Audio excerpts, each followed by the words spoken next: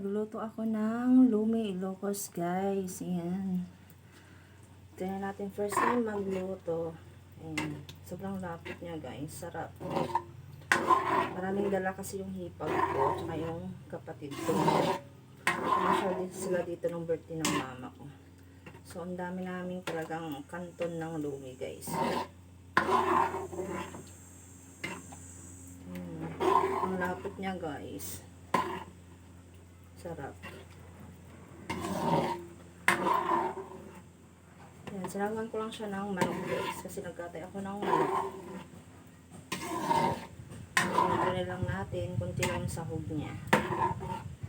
So, next time, nadamihan na natin yung sahog.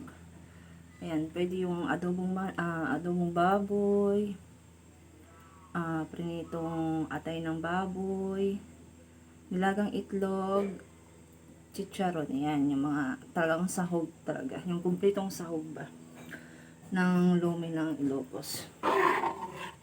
Pero sa atin is simpleng Lumi lang siya, guys. Ayan.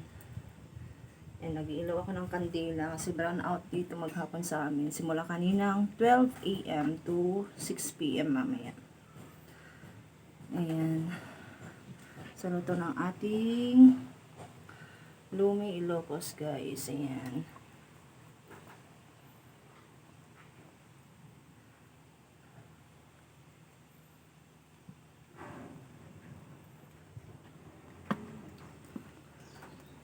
Aray ko po.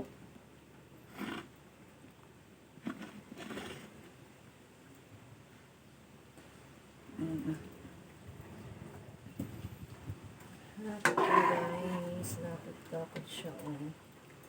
Sarap.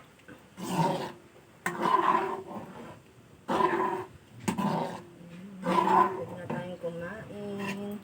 Guys, ayan. Manok ko yung sinahog ko dyan.